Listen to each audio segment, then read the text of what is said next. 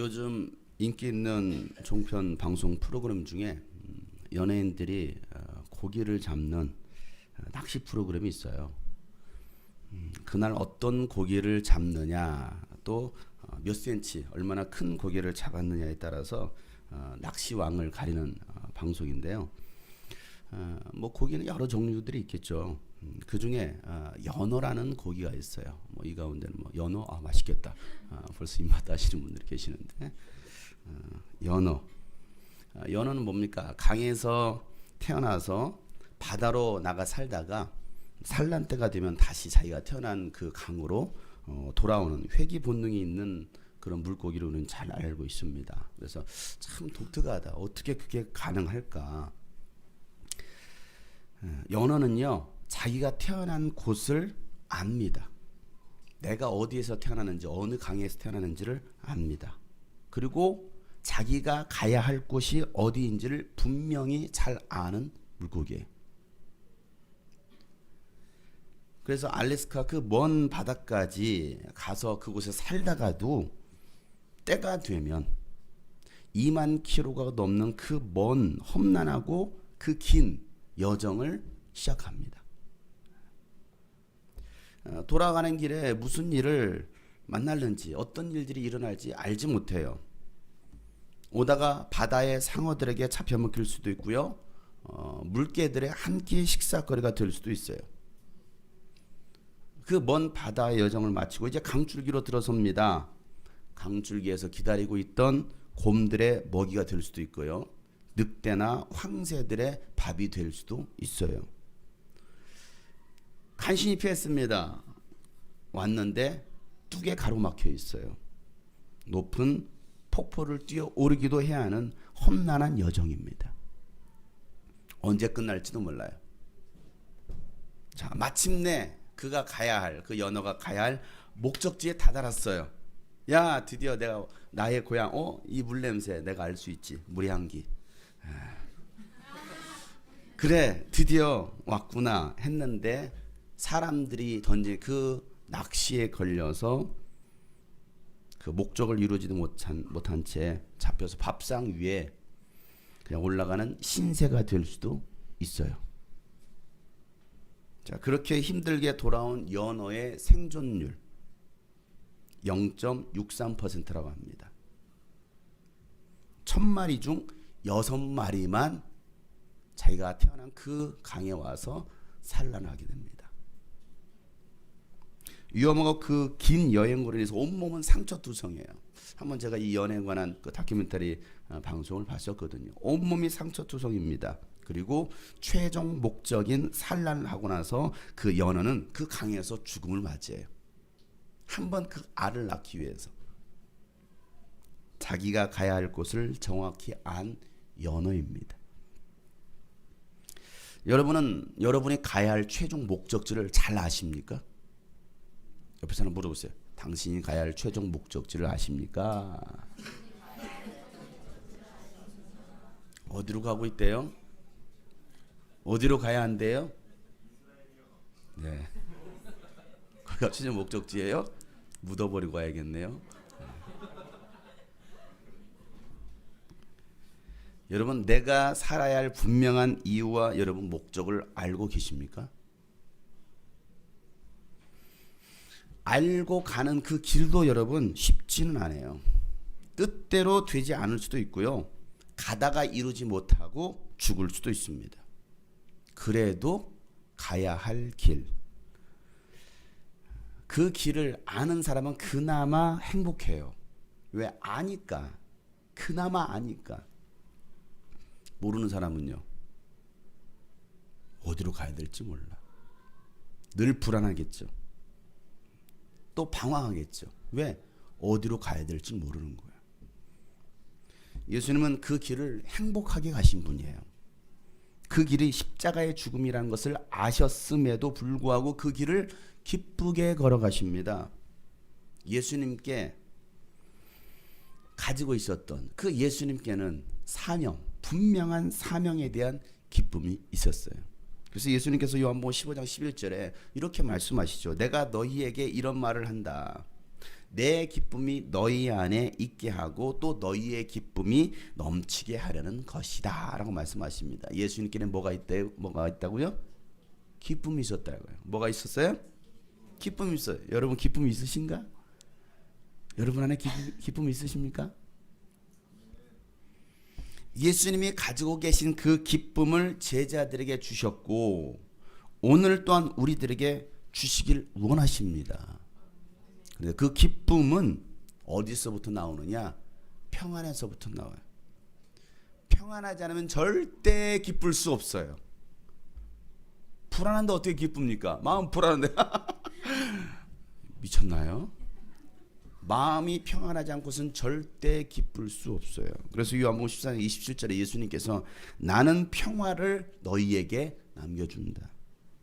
나는 내 평화를 너희에게 준다. 예수님에게 있는 그 평화를 준다는 것입니다. 내가 너희에게 주는 평화는 세상이 주는 것 같지 않아. 세상이 얻을 수 있는 어떤 돈으로, 세상이 주는 육신 어떤 쾌락으로, 문화로 줄 수 있는 그런 평안이 아니고, 그러니 너희는 마음에 근심하지 말고 두려워하지 말아라 라고 말씀하고 있습니다. 그 평안이 있는 사람이 참된 기쁨을 소유하고 기뻐할 수 있어요.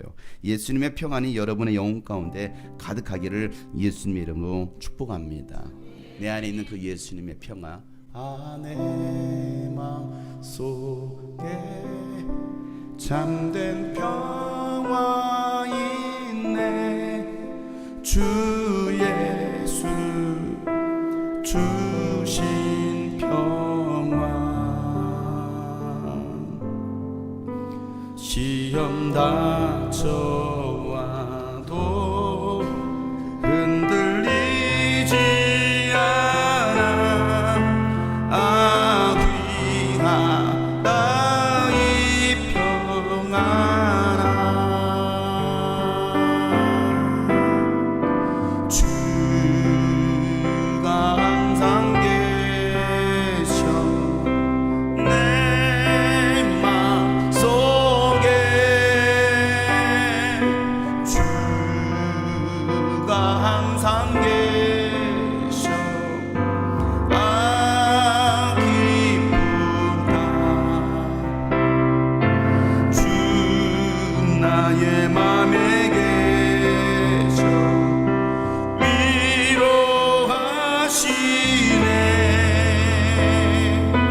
어찌 내가 주를 떠나 살까. 내 안에 예수님이 계시면, 예수님이 주신 그 평강이 있으면 기뻐할 수 있어요. 어떤 상황 속에서도 기뻐할 수 있어요. 두려워하지 마라, 놀라지 말라, 염려하지 마라, 근심하지 마라. 내가 너에게 평안을 주길 원한다. 내가 너에게 기쁨을 주길 원한다. 이 평안은 세상에 얻을 수 있는 것이 아니다라고 예수님 말씀하십니다. 여러분 그 평안 한번 느껴봐야 되지 않겠어요? 예수 믿으면서.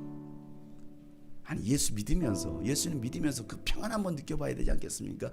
그 기쁨 한번 느껴봐야 되지 않겠습니까? 왜 예수 믿으면서도 그 평안조차도 없고 그 기쁨도 누리지 못한 채 여전히 교회 안에서도 두려워하고 염려, 근심하고 슬퍼하고 있을까요?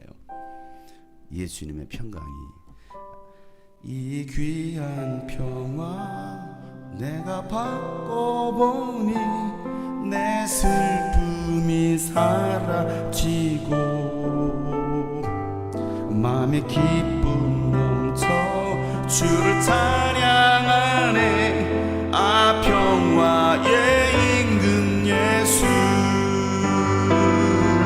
주가 항상 계셔 내 맘속에. 주가 항상 계셔 기쁘다. 주 나의 맘에 계셔 위로하시네.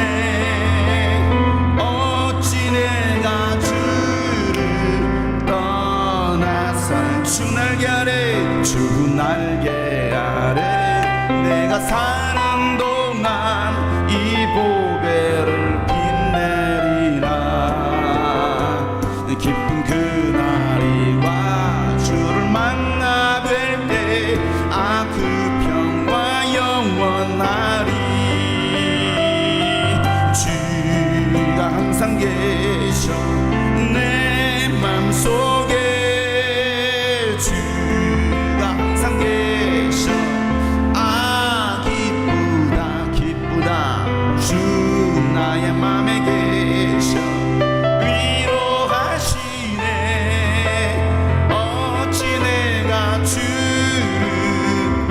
사람 보면서 주가 항상 여러분과 함께 계십니다. 주가 항상 계셔 내 맘속에 주가 항상 계셔.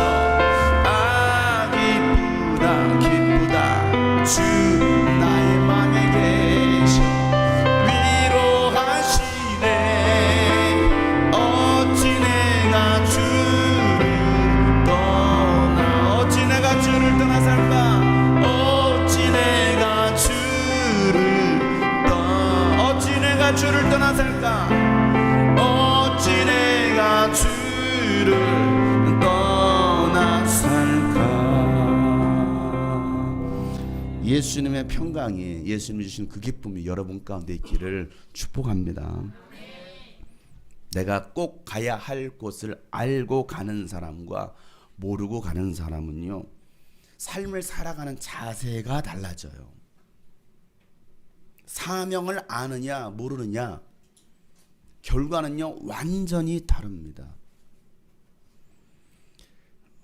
본문에서 바울은요 이렇게 말을 하고 있어요. 오늘 21절 말씀에 이런 일이 있은 뒤에 바울은 마케도니아와 아가야를 거쳐 예루살렘으로 가기로 마음에 작정하고 결심하고 나는 거기에 갔다가 로마에도 또 꼭 가보아야 하겠습니다라고 말하였다. 나는 거기에 갔다가 어디에도 로마에도 나는 거기에도 갔다가 로마에도 꼭 가보아야 하겠습니다. 여러분 바울이 가고자 했던 최종 목적지가 어디예요? 로마. 어디라고요? 로마. 거기를 나는 꼭 가보고야 말겠다. 아니 나는 꼭 가야 하겠다라고 말을 합니다. 여러분 바울이 이런 고백을 하기 전 그는 에베소에 도착해서 아볼로가 사역했던 교회를 방문합니다. 거기서 바울은요 몇몇 제자들을 만납니다. 그런데 그들과 이야기하다 보니까 그들은 요한의 침례도 알고 있었습니다. 예수님에 관한 예수님이 어떤 분인지에 대해서도 잘 알고 있었어요. 그런데 성령에 대해서는 알지 못하더라. 이게 사도행전 17장에 나온 이야기예요. 바울은 그들에게 예수 그리스도의 복음을 전합니다. 그리고 그들은 복음을 받아들였습니다. 복음을 받아들였을 때 하는 예식 있죠. 뭡니까? 침례예요. 그들은 침례를 받습니다. 그리고 그들에게 안수를 하자 그들에게 성령이 임하십니다. 자, 바울은 그곳에서 성령 받은 그 제자들과 함께 3달 동안 회당에서 하나님 나라의 일을 가르칩니다. 그런데 몇몇 사람이 마음이 완고해져서요 그 바울이 전하는 그 복음을 예수 그리스도의 복음을 받아들이지 않고 믿지 않으려고 합니다. 오히려 회중 앞에서 바울이 복음을 전할 때 그 도를 막 비난하는 거예요. 거짓말이다. 설교하는데 막 이쪽에서 막 소리치고 난동을 부리는 거예요. 여러분 복음이 제대로 전달되겠습니까? 안 되죠. 그래서 바울은요 그들을 떠나 그 회당을 떠나서 제자들을 따로 데리고 나갑니다. 그리고 두란노 학당에서 2년 동안 성경을 가르칩니다. 몇 년 동안요? 2년 동안. 그랬을 때 아시아에 사는 사람들은요 유대인이나 그리스 사람이나 모두 주님의 말씀을 듣게 되더라는 거예요. 2년 동안 두란노 회당에서 두란노 그 학당에서 말씀을 가르쳤는데 그 결과로 유대인이나 그리스 사람이나 모두가 주님의 말씀을 듣게 되더라는 거예요. 몇 년? 2년. 성경 공부는 최소 2년입니다. 농담이 아니고요.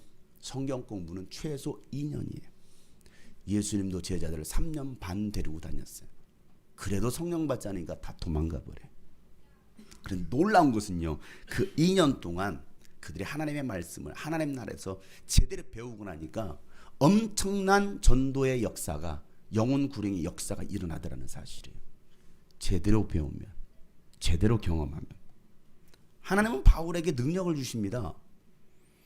바울의 몸에 지닌 손수건 그 손수건이나 앞치마를 병든 자들에게 얹기만 해도 병이 떠나가고 귀신이 나가는 거예요. 사도행전 19장 11절부터 12절 말씀에 하나님께서 바울의 손을 빌어서 비상한 기적들을 행하셨다. 다 같이 시작. 심지어 사람들이 바울이 몸에 지니고 있는 손수건이나 두르고 있는 앞치마를 그에게서 가져다가 앓는 사람이 얹기만 해도 병이 물러가고 악한 귀신이 쫓겨나갔다. 아멘. 이 말씀이 사실인 걸 믿으십니까? 바울이 손수건을 얹으니까, 병든 자에게 얹으니까, 귀신 들린 자에게 얹으니까 앞치마를 가져다가 그는 일하고 있었거든요. 천막 만들어서 이랬단 말이에요.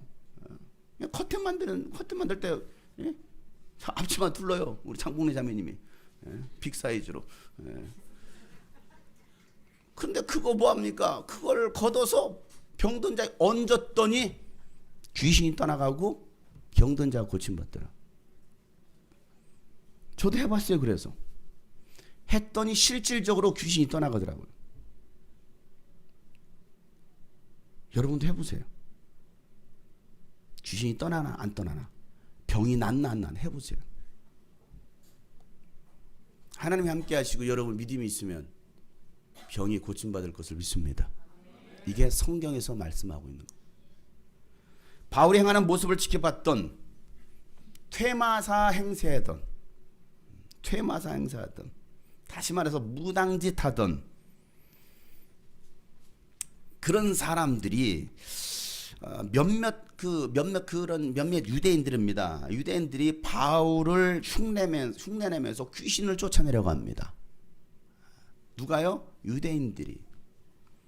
거기에는 제사장의 7 아들들도 있었습니다. 자, 그들이 바울이 전하는 예수를 힘입어서 내가 너에게 명령한다. 귀신 들린 자에게 이렇게 말을 합니다. 그랬더니 어떤 현상이 일어나느냐? 귀신이 나왔어요. 진짜로. 바울이 말하는 예수 이름을 힘입어서 명령하노니 했더니 귀신이 정말 나오는 거예요. 오늘 가서 해보세요. 남편 문식이 보고 해보세요. 예수 이름으로 명하노니 귀신아 나와라. 한번 해보세요. 자, 그랬더니 어떤 일이 일어납니까? 15절 말씀이에요. 이렇게 나옵니다. 다 같이 시작. 귀신이 그들에게 나는 예수도 알고 바울도 알고 당신들은 도대체 누구요? 하고 말하였다. 다시 한번 읽어보세요. 시작.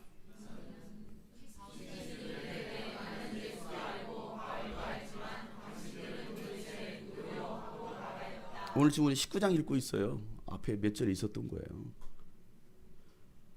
나는 예수도 알고 바울도 아는데 너희들은 도대체 누구냐? 나는 예수도 알고 바울도 알고 장용석 목사도 알아. 그런데 도대체 너희들은 누구야? 라고 되묻습니다. 그리고 귀신이 그 사람들을 향하여서 소리를 치는 거예요. 니까짓 게 뭔데 나를 쫓아? 니까짓 게 뭔데? 영적인 존재인 귀신은 여러분을 압니다. 여러분이 예수님을 믿는 사람인지 안 믿는 사람인지 알고 있어요. 더 사실적으로 얘기해 볼까요? 귀신은요, 지금도 여러분이 예배를 제대로 드려서 하나님께 올라가고 있는지 안 올라가는지 다 알고 있어요. 여러분이 천국 갈 사람인지 지옥 갈 사람인지 귀신들은 귀신같이 합니다. 농담이 아니에요. 오늘 성경에서 말하고 있잖아요. 귀신은 알아요. 여러분이 영적인 사람인지 육적인 사람인지 귀신은 다 압니다. 이 정도 되면 우리가 빨리 정신 차리고 예배 똑바로 드려야겠구나 이랬는데 여전히 그러든지 말든지. 귀신 들린 사람이 그 사람들에게 올라타서 그냥 짓눌러 버립니다. 짓눌러 버려요. 귀신이 여러분을 장악하고 짓눌러 버려요. 깔아 뭉개는 거예요. 깔아 뭉개. 쥐어 패는 거죠. 귀신 들린 사람을 제어할 사람이 없어요. 아무리 덩치 큰 사람도요, 안 돼요. 뭐 공수부대 출신이요? 안 돼요. 예전에 공수부대 출신 대령 예편한 분이 우리 교회 오셔서 귀신 쫓는 걸 옆에서 봤어. 옆에서 지켜보는 거야. 예수님 귀신아 나와라 했더니 진짜 나왔어. 근데 신들린 귀신이야. 거의 신접한 뭐 이제 좀 있으면 무당될 수 있는 그런 귀신인 거야. 그래 막 귀신 나와가지고 무당 구슬하는 거 여기서 그 옆에서 지켜보고 있었어. 이렇게 공수부대 출신 대령께서 예수 이름으로 귀신아 너 왜 이 속에 들어갔어? 내가 인연을 죽이려고 왔지. 난리를 치는 거예요. 그 옆에서 지켜보던 그 대령 예편하신 분이 가만 등치도 진짜 커요. 등치도 아주 굉장히 좋아요. 이렇게 하는 거예요. 예수 이름으로 귀신아 가라 그랬어요. 옆에서 흉내는 예수 이름으로 귀신아 가라 그랬더니 이러다 하던 귀신이 그 사람을 째려보는 거예요. 째려 발로 빵 쳐버렸어요. 니까지 게 뭔데 날 쫓아 이 새끼 하면서 귀신 그 발길이라 한 방 나가 떨어졌어요. 그 등치 큰 공수부대 대령께서 귀신은 알아요. 여러분을 압니다. 여러분이 어떤 사람들인지 압니다. 귀신도 아는데 하나님은 모르시겠습니까? 그분이 깨갱하고 저 뒤로 갔어요. 가까이 오질 못해. 무서워서 또 맞을까 봐. 그런 일이 벌어졌어요. 그들은 피투성이가 되었습니다. 옷은 갈기갈기 찢겨졌습니다. 옷을 홀라당 벗겨버린 거예요. 옷이 벗겨진 채 주랭랑을 칩니다. 얼마나 쪽팔려요. 자, 이 사건이 에베소에 사는 모든 유대인들과 그리스 사람들에게 알려졌어요. 그런 사람들이 두려울까요? 두렵지 않을까요? 두렵죠. 왜? 그런 현상을 목격해 소문이 나버렸어요. 그러자 그들이 예수님 앞에 나옵니다. 교회로 돌아옵니다. 그들이 예수 이름을 찬양합니다. 자신들의 죄를 고백하고 회개하면서 예수를 믿게 되는 사건이에요. 이게 사도행 19장에 있는 점을 치면서 사람들을 현혹하고 속여서 돈을 벌었던 무당들이 어떤 일을 벌이느냐. 자신을 가지고 있던 사주책자 부적들 모아가지고 모든 사람들이 보는 앞에서 다 불태워버립니다. 그렇게 태운 책값만 해도 은 5만이더라 라고 성경에 써있어요. 은이 5만이었어요. 어마어마한 양이었습니다. 그 부적, 여러분 부적 비싸잖아요. 부적. 자, 이런 일들을 바울 한 사람을 통해서 시작했어요. 이런 일들이 그 바울 한 사람을 통해서 시작되었고요. 그리고 부흥의 역사가 일어납니다. 19장 20절 말씀 다 같이 성경을 보고 읽으세요. 시작.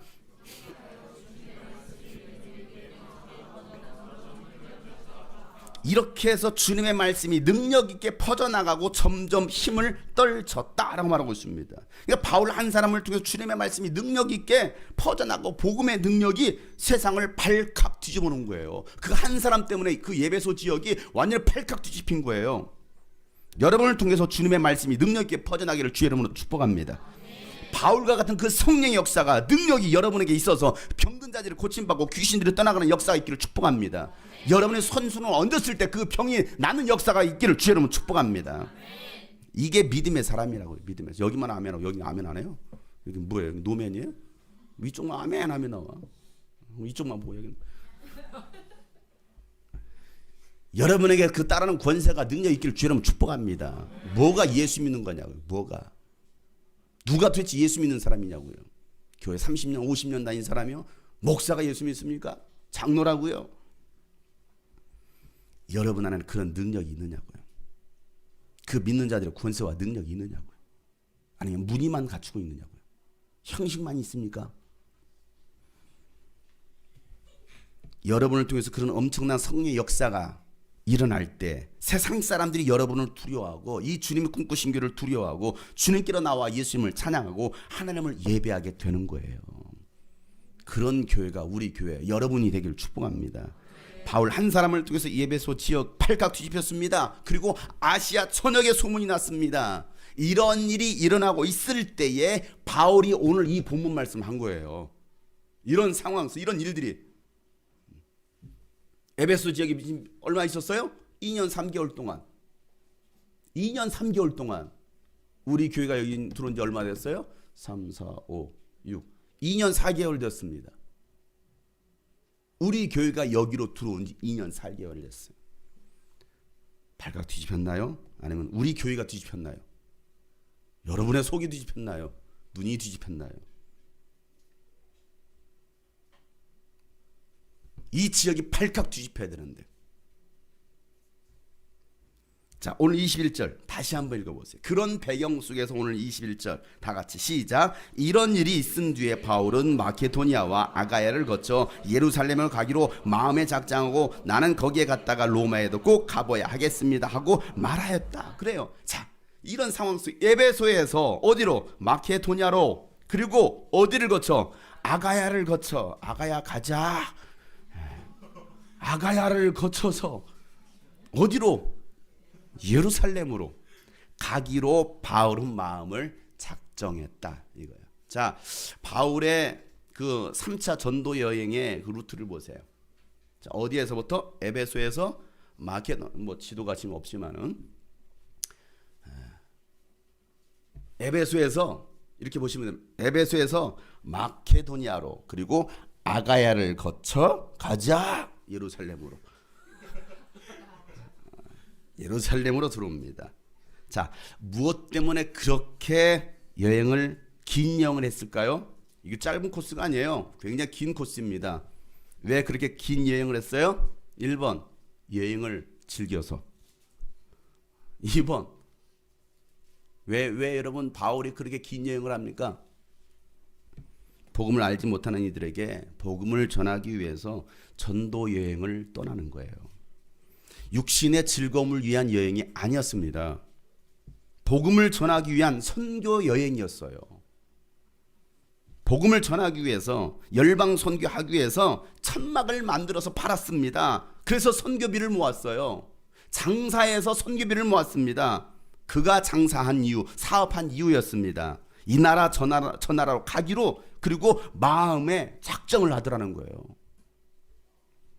그리고 하는 말이 나는 거기에 갔다가 로마에도 꼭 가보아야 하겠습니다라고 말을 하는 거예요. 자, 여러분 마음은 지금 무엇을 작정하고 있습니까? 오늘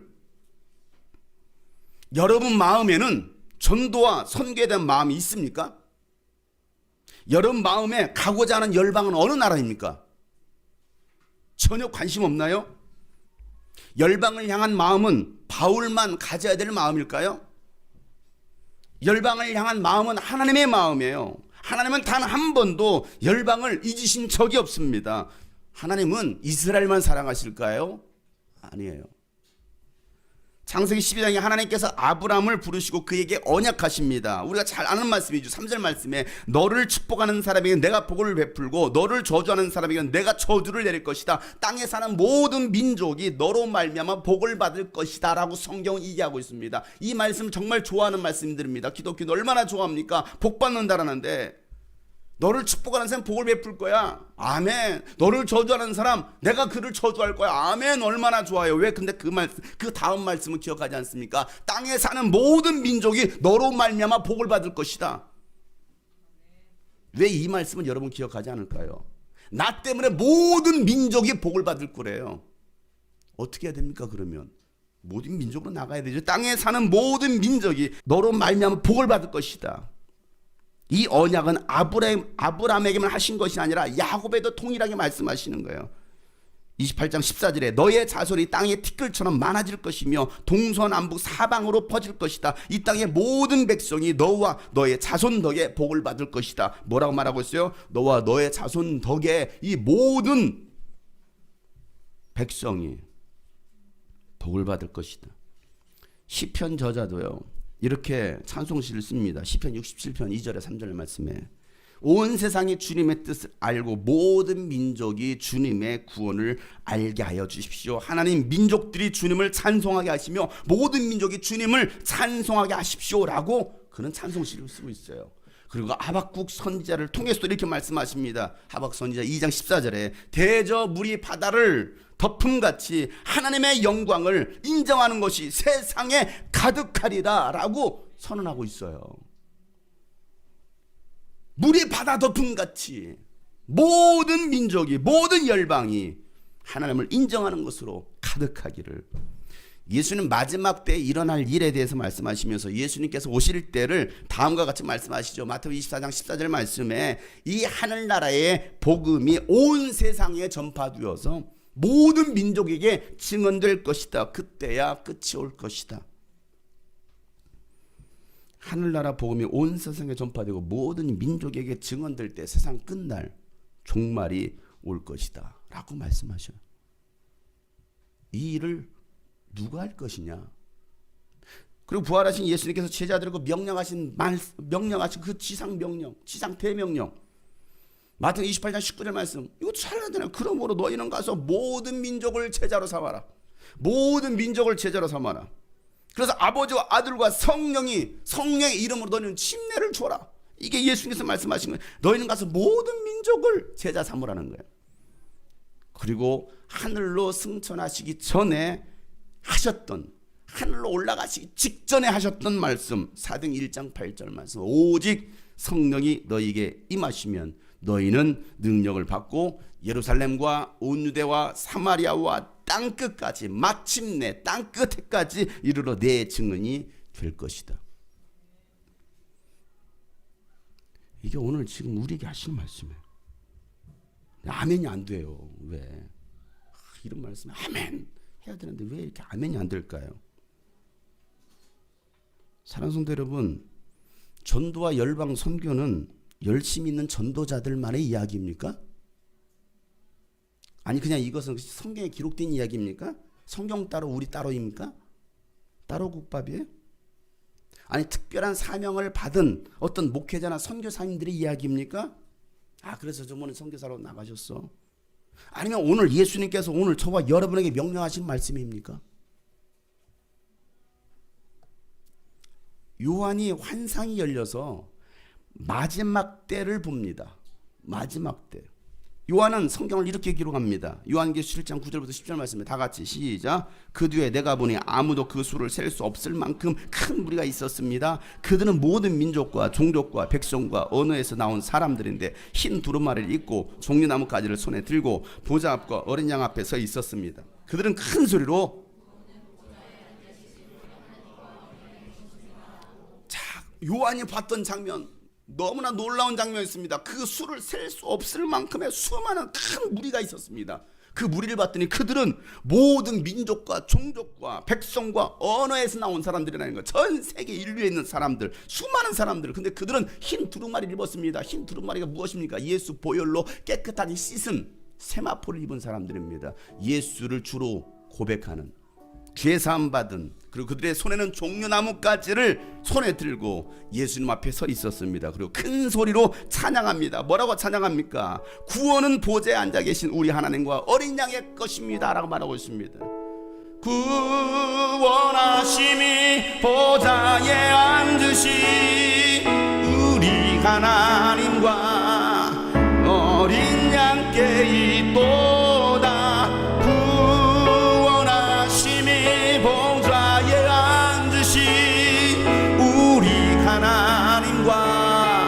어린 양께 있도다. 마지막 때 요한이 봤던 그 환상, 수많은 무리들, 그 속에 저와 여러분이 있기를 소망합니다. 수많은 무리들이, 모든 종족의 사람들이, 우리가 거기 없다고 한다면 여러분 이 자리에 왜 앉아 있습니까? 그 수많은 셀 수 없는 수많은 사람들 가운데 내가 없다고 한다면 이 자리에 왜 있느냐고요. 그들이 뭐합니까? 찬양하는 거예요. 예수님 앞에서 찬양하는 것입니다. 구원하심이 보좌에 앉으신 우리 하나님과 어린 양께 있도다. 구원하심이 보좌에 앉으신 우리 하나님과 어린 양께 있도다. 찬양하는 무리 가운데 여러분이 전도한 사람도 거기 있을 거예요. 같이 찬양할 겁니다. 여러분이 전도해서 제자 삼은 구원받은 그들도 같이 찬양하게 될 거예요. 여러분이 나가서 세계를 품었던 그 열방을 품었던 사람들이 그곳에서 함께 찬양하는 모습을 상상해 보세요. 요한은 그걸 본 거예요. 야, 어마어마한 사람들이 합창단을 만들어서 하나님을 찬양하는 거예요. 구원하심이 보좌에 앉으신 우리 하나님과 어린 양께 있도다. 구원하심이 보좌에 앉으신 우리 하나님과 어린 양, 그날을 소망하며 주님께 두 손 높이 들고 구원하심이 보좌에 앉으신, 구원하심이 보좌에 앉으신 우리 하나님과 어린 양께 있도다. 구원하심이 보좌에 앉으신 우리 하나님과 어린 양께 있도다. 우리가 그 셀 수 없는 수많은 무리 가운데 한 사람 되기를 소망합니다. 이게 오늘 우리가 모인 이유이고 신앙생활의 이유인 거예요. 사랑하는 성도 여러분, 하나님은 단 한 번도 열방에 흩어져 있는 하나님의 백성을 잊으신 적이 없어요. 오늘도 하나님은요, 그들을 찾고 계십니다. 바울은 그것을 알았기 때문에 에베소에서 마케도니아로, 그리고 아가야를 거쳐서 예루살렘으로, 그리고 마침내 로마로 꼭 가야만 하겠다라고 말을 하는 거예요. 최종 목적지, 그 인생의 삶의 최종 목적지, 종착역 어디예요? 로마입니다. 로마가 어떤 곳입니까? 최강 로마 아닙니까? 최강 로마. 최강 창민이 아니고 최강 로마. 야, 그 시대 최고. 지금으로 말하면 미국. 왜 거기로 가고 싶었을까요? 좋은 나라이니까, 좋은 도시니까. 핍박자 네로 황제가 통치하던 나라입니다. 로마로 가겠다는 것은 불 속으로 들어가겠다는 것입니다. 제 발로 사자굴로 들어가는 것입니다. 아니, 그 전에 예루살렘은 여러분 어떻습니까? 예루살렘 거쳤다 간대요. 예루살렘은 안전합니까? 바울을 죽이려고 단식하면서 농성했던, 내가 바울을 죽이기 전까지는 절대 나는 물 한 모금 마시지 않겠다라고 했던 사람이 40여 명이나 돼요. 들어오기만 해봐라, 저 새끼 죽여버릴 거야. 밥을 안 먹고 물 안 마시 단식하며 농성하는 사람 40여 명이 있었습니다. 그런데 그 예루살렘으로 들어가는 거예요. 자, 예루살렘으로 들어가면 잡히고 심한 고난을 당할 거라고 이미 성령께서 말씀해 주셨어요. 성령께서 말씀해 주셨으니 당연히 그런 고난을 당할 수밖에 없어요. 그럼에도 바울은 그곳으로, 예루살렘으로 들어갑니다. 여러분 같으면 들어가시겠어요? 사도행전 20장 22절부터 24절 말씀해 보십시오. 이제 나는 성령에 배어서 예루살렘으로 가는 길입니다. 거기서 무슨 일이 내게 닥칠지 나는 모릅니다. 다만 내가 아는 것은 성령이 내게 일러주시는 것일 뿐인데 어느 도시에서든지 투옥과 환란이 나를 기다리고 있다는 것입니다. 그러나 내가 나의 달려갈 길을 다 달리고 주 예수께 받은 사명 곧 하나님의 은혜의 복음을 증언하는 일을 다하기만 하면 나는 내 목숨이 조금도 아깝지 않습니다. 이게 사도 바울의 유언과 같은 그 어떤 것도 바울이 가는 길을 막을 수 없다라는 거예요. 바울은 성령의 메인 사람이었습니다. 복음의 열정의 메인 사람, 사명의 메인 사람, 어디로 가야 할지를 분명히 안 사람, 환난과 핍박이 기다려도 나의 달려갈 길, 주 예수께 받은 사명, 하나님의 은혜, 복음을 증거하는 일에는 나의 목숨조차도 귀한 것으로 여기지 않는, 아까워하지 않는 복음에 사로잡힌 사람, 그가 바로 바울이었어요. 제가 그런 사람이 되기를 원하고 여러분이 그런 사람 되기를 소망합니다. 여러분 무엇에 매여 있습니까? 무엇에 사로잡혀 있습니까? 무엇을 따라가십니까? 바울은요, 예루살렘으로 들어갑니다. 잡혀요. 성령께서 연하신 대로 잡힙니다. 그리고 죄인의 신분이 됩니다. 두들겨 맞습니다. 그리고 로마로 들어갑니다. 로마 시민권을 가지고 있었음에도 불구하고, 미국 시민권을 가지고 있었음에도 불구하고 그는 죄수의 몸으로 들어갑니다. 그가 그토록 가고 싶어 했던 로마. 그리고 바울은 그곳에서 죽음을 맞이합니다. 왜 로마로 갔어요? 왜 로마로 갔어요? 죽으려고. 예수님이 왜 갈릴리에서 사역 가시다가 예루살렘으로 가셨어요? 죽으려고. 왜 연하가 다시 자기가 태어난 그 강으로 가요? 죽으려고.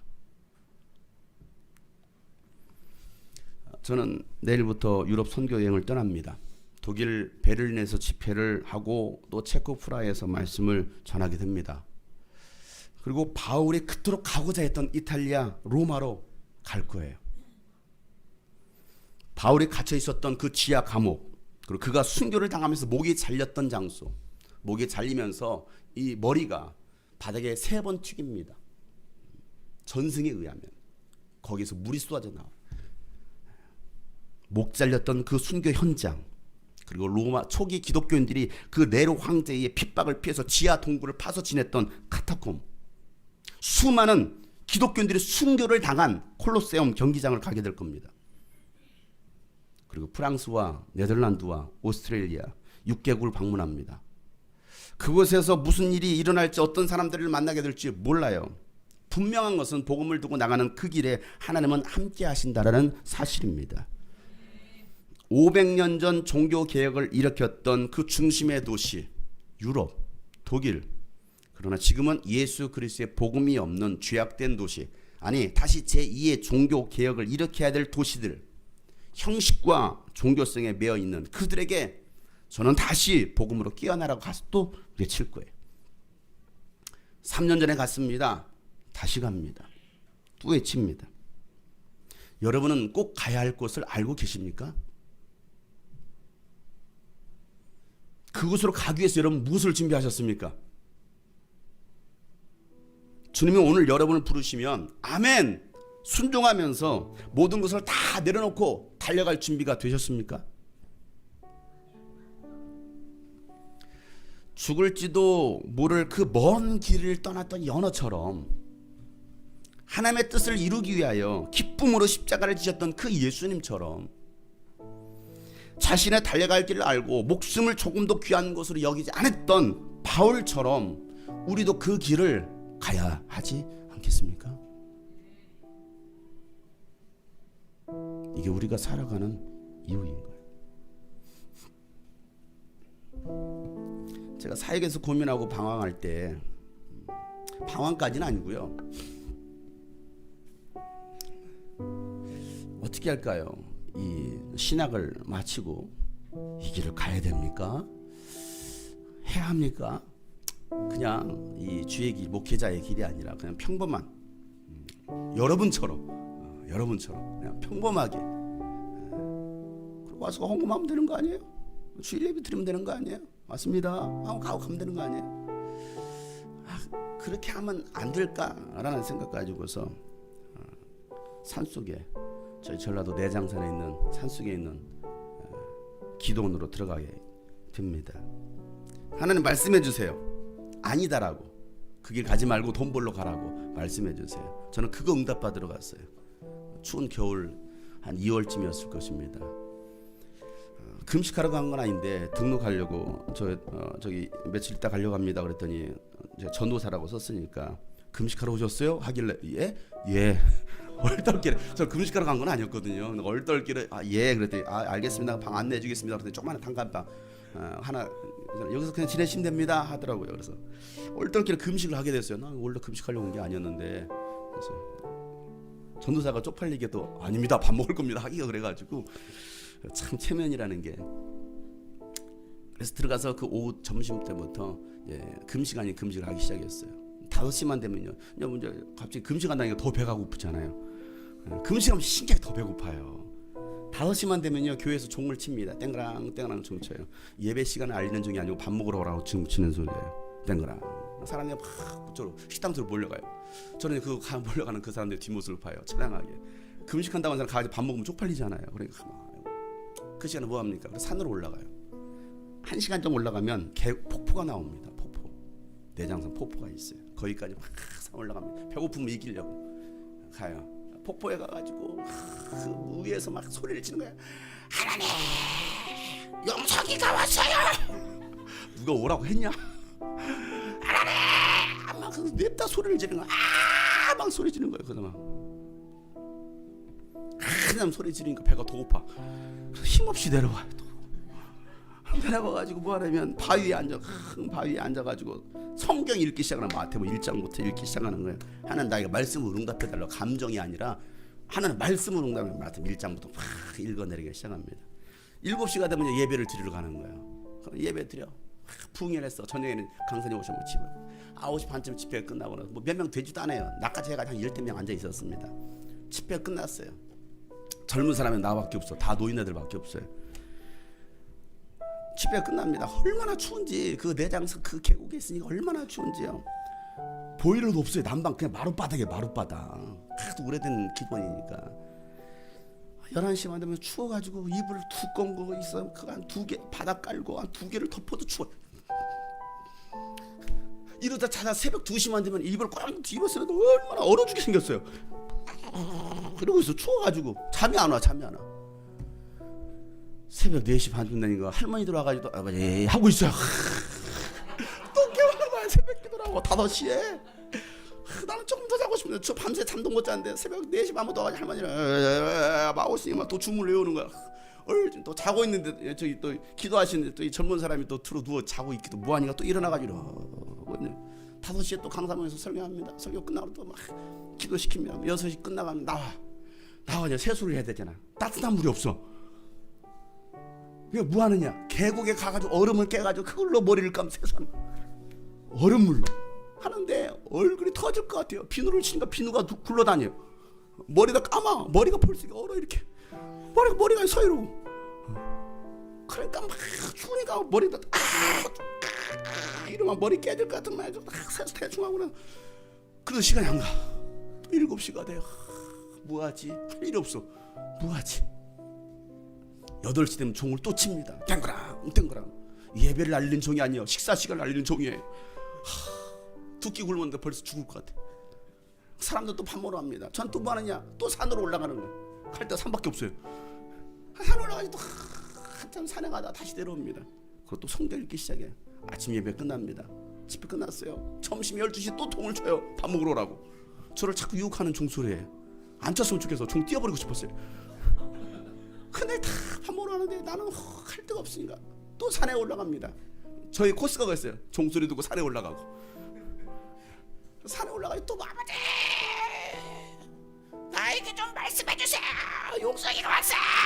막 소리를 칩니다. 그러고 내려와요. 할 일 없잖아. 또 바위에 앉아가지고 또 성경 읽어요. 마가복음, 누가복음 또 막 읽어 나갑니다. 말씀해달라고, 빨리 돌아가라고. 이 길이 아니니까 이제 때려치고 빨리 세상으로 돌아가라고 그 말씀을 듣고 싶은 거예요. 근데 안 들려. 화요일 날 또 그리고 이제 저녁 집회가 되는 거예요. 또 집회예요. 끝나고 그 다음날 또 새벽 4시 반에 또 할머니도 와가지고 아버지 하고 또 깨요. 또 똑같은 일이 반복되는 거예요. 이게 월요일, 화요일, 수요일 아침까지. 또 머리통은 깨질 것 같아요.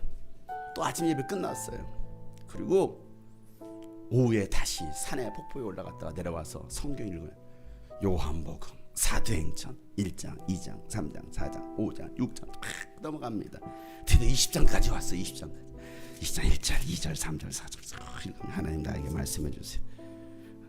바위에 무릎 꿇고 성경 읽으니까 무릎도 아프지. 그 추운데. 그러다가 21절, 22절 보십시오. 나는 이제 성령에 매여서 예루살렘 가는 길입니다. 거기서 무슨 일이 내게 닥칠 나는 모릅니다. 다만 내가 아는 것은 성령이 내게 일러주신 것뿐인데 너는 어느 도시인지 투옥과 환난이 나를 기다리고 있다는 것입니다. 그러나 내가 나의 달려갈 길을 다 달리고 주 예수께 받은 사명 곧 하나님의 은혜의 복음을 증언하는 일을 다하기만 하면 나는 내 목숨이 조금 더 아깝지 않습니다.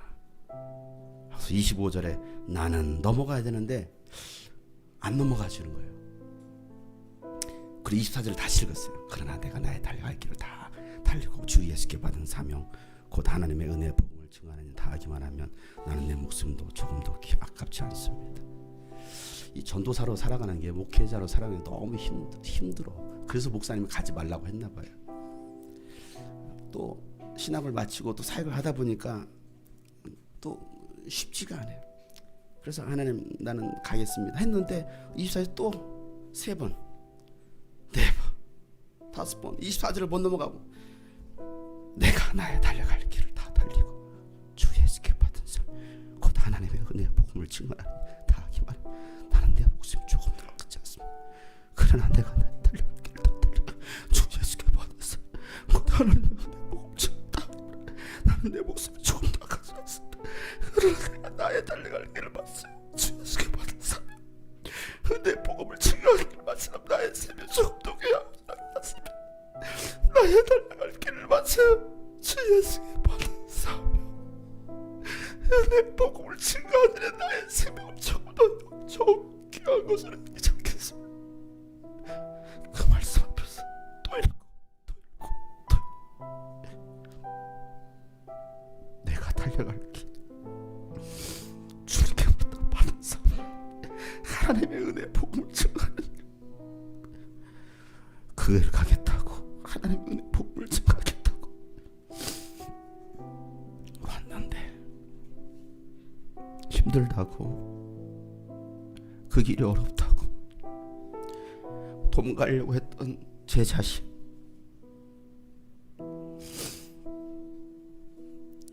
내 목숨이 조금도 아깝지 않습니다.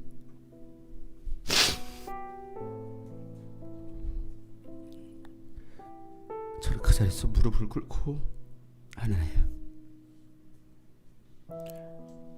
다시 순종하겠습니다. 다시 그 사명의 길을 가겠습니다. 그리고 한참을 기도하고 내려왔어요. 5시가 되었어요. 종을 칩니다. 땡그랑 땡그랑. 식당에 갔어요. 당당히 밥 먹었어요. 응답 받았잖아요. 밥 먹고 집회하러 갑니다. 그날 목사님이 야곱이 천사와 씨름하던 그 장면을 설계하면서 내가 너를 축복한다. 나를 축복하지 않고서는 나는 절대 당신을 보내지 않겠습니다. 그 말씀으로 막 설교하다가 저를 부르는 거예요. 갑자기 제 앞에 앉아있으니까 나와봐.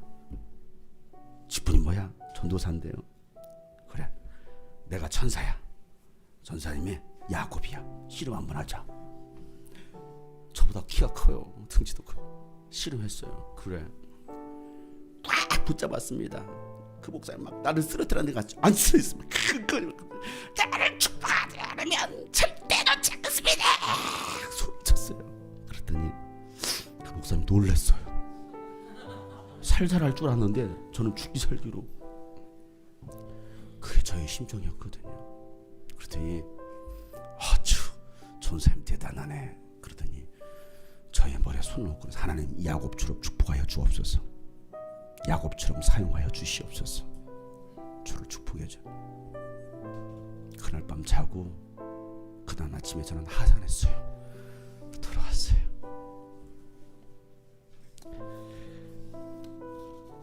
그리고 지금까지 이 길을 가고 있습니다. 여전히 많은 유혹이 있습니다. 또 고난도 찾아옵니다. 알아주지 않는 이 길입니다. 외로운 길이기도 하고요. 수많은 아픔과 상처가 있는 길이기도 합니다.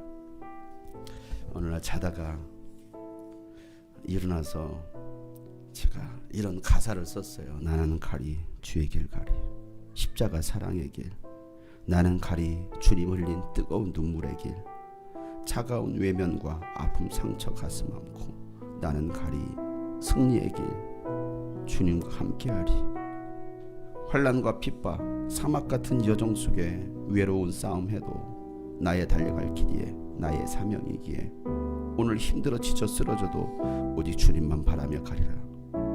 그날에 주님 나를 맞으리.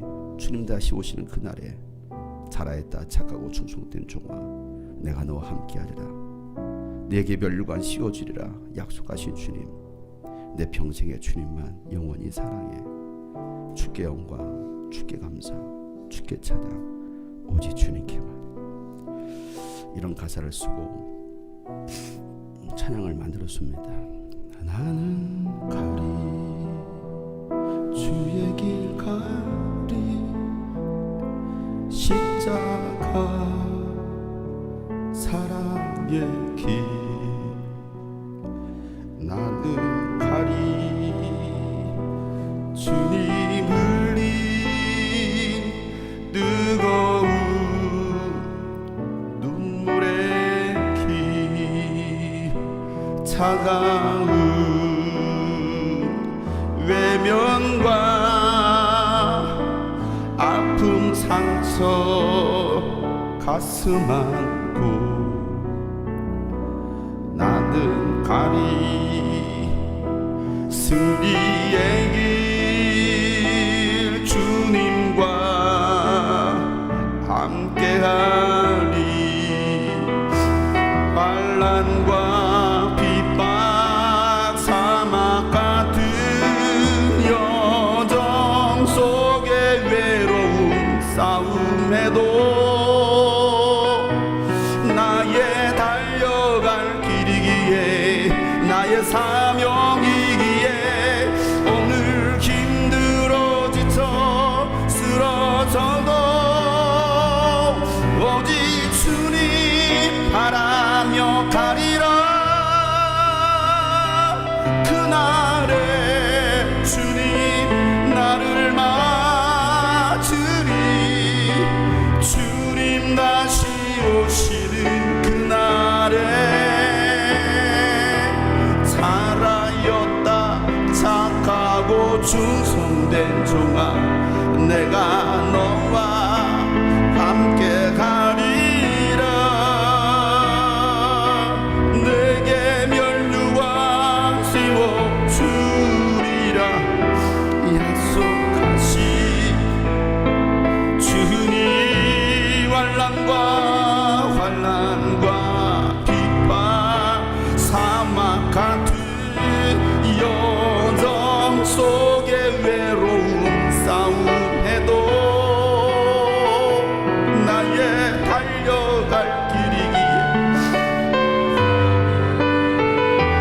오늘 힘들어 지쳐 쓰러져도 오직 주님 바라며 가리라 그날에 주님 나를 맞으리 주님 다시 오시는 그날에 잘하였다 착하고 충성된 종아 내가 너와 함께 가리라 내게 면류관 씌워주리라 약속하신 주님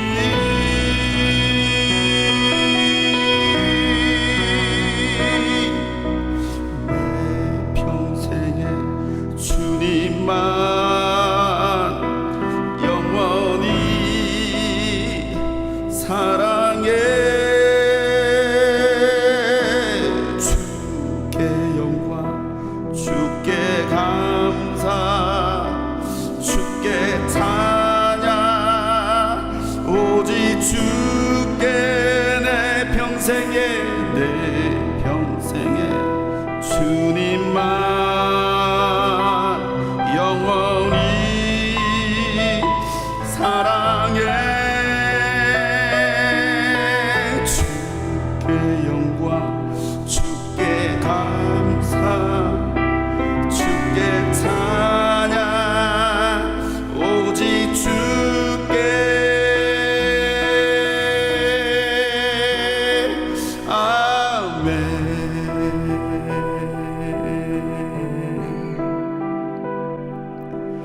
오늘 말씀을 기억하면서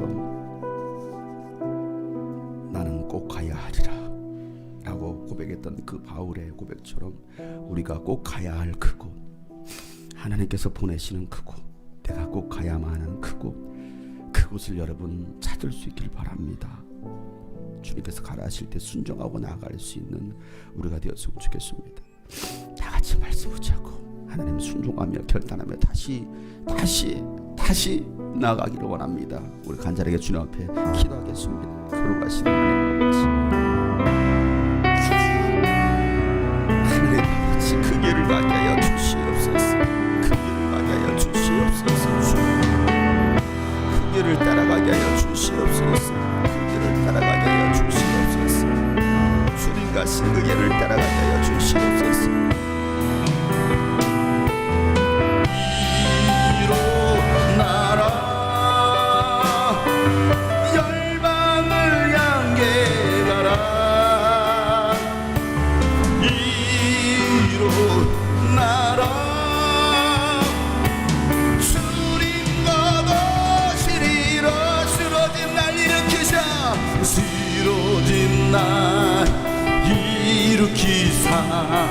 주의 일 맡기셨네.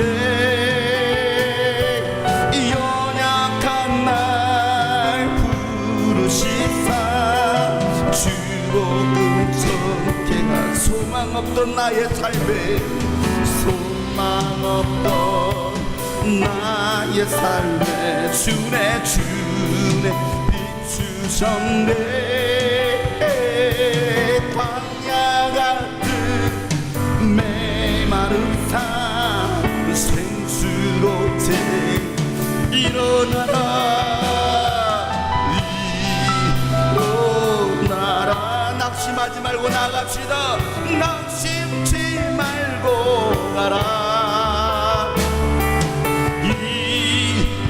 일어나라.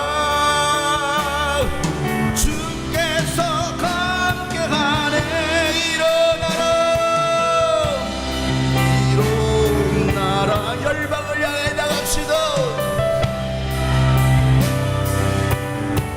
일어나라. 일어나라. 주님 거두시리. 일어나라. 낙심치 말고 나갑시다. 낙심치 말고 가라. 다시 한번 시작합시다. 주님께서 여러분과 함께 하십니다. 주께서 함께 하네. 일어나라. 열방을 향하여 열방을 향해 가라. 일어나라. 주님 곧 오실 것입니다. 주님 곧 오시리라. 주님 곧 오시리라. 주님 곧 오시리라. 주님 곧 오시리라. 주님 곧 오시리라.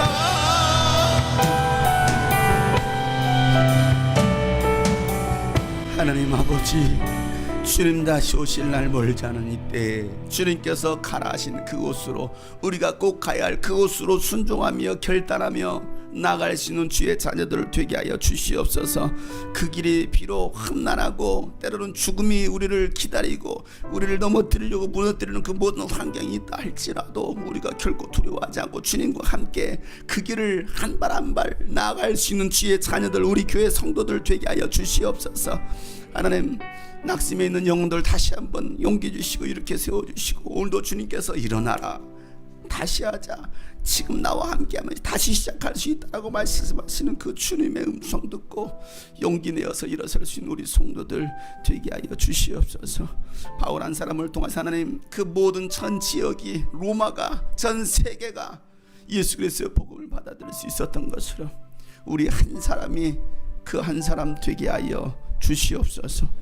하나님 아버지여, 내일부터 진행되는 그 모든 유럽 선교 집회 가운데 성령께서 함께 하시고 기름 부으시고 만날 만한 영혼들 만나게 하시고 피할 자는 피하게 하시고, 하나님 정말 그곳에서 예수 그리스도의 복음이 선포되고 다시 한번 제2의 종교 개혁이 일어날 수 있는 복된 귀한 선교 여행이 되게 하여 주시옵소서.